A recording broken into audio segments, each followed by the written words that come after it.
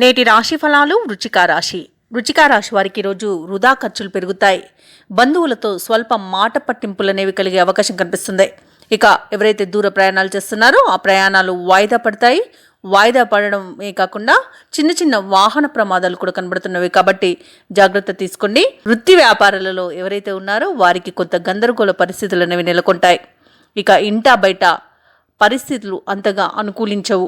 నిరుద్యోగులు ఎవరైతే ఉద్యోగ యత్నాలు చేస్తున్నారో వారికి ఉద్యోగం లభించడంలో అడ్డంకులు అనేవి కలిగే అవకాశం అయితే కనిపిస్తుంది. ఇక ఈరోజు వృచ్చిక రాశి వారు ఆర్థిక విషయాలలో జాగ్రత్తగా ఉండండి. డబ్బులు ఇవ్వడం కానివ్వండి, తీసుకోవడం కానివ్వండి చేయకండి. అలాగే అపాత్ర దానం చేయడం వలన చాలా ఇబ్బందులను పడతారు. అలాగే ఈరోజు మధ్యవర్తిత్వం చేయడం అనేది అస్సలు పనికిరాదు. వృచ్చిక రాశి వారు ఎవరైతే కోర్టు వివాదాల్లో చిక్కుకొని బాధపడుతున్నారో వారికి ఆ వివాదాలు మరింత జటిలమయ్యే అవకాశం కనిపిస్తుంది.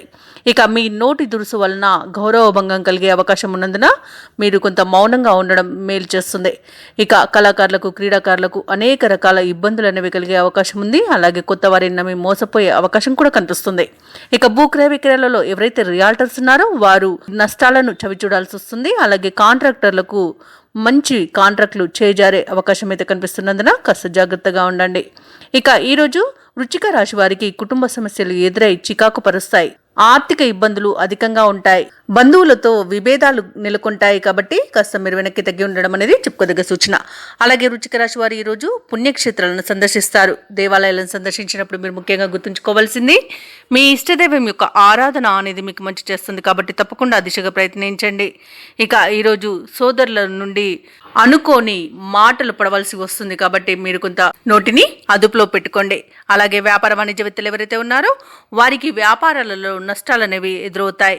అలాగే ప్రభుత్వ ఉద్యోగస్తులు ఎవరైతే ఉన్నారో వారికి విధుల్లో ప్రతిబంధకాలు అనేవి ఉంటాయి. ఇక ఈరోజు వైద్యులకు, సాంకేతిక నిపుణులకు నిరుత్సాహమే మిగులుతుంది. ఇక రాజకీయ రంగాల వారికి, కళారంగాల వారికి అవమానాలు అనేవి తప్పకపోవచ్చు. అలాగే ఐటీ రంగం వారికి ప్రాజెక్టులు చేతికి అందినట్టే అంది చేజారే అవకాశం అయితే కనిపిస్తుంది. విద్యార్థులకు మంచి అవకాశాలు చేజారి నిరాశ చెందుతారు. మహిళలకి ఒక సమాచారం కొంత ఆందోళన కలిగిస్తుంది.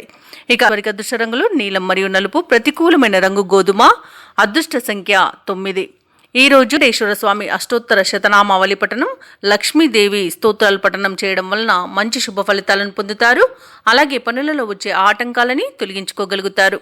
ఈ వీడియో నచ్చినట్లయితే లైక్ చేయండి, షేర్ చేయండి, అలాగే సబ్స్క్రైబ్ చేయడం అస్సలు మర్చిపోవద్దు. అంతా శుభమే జరుగుతుంది.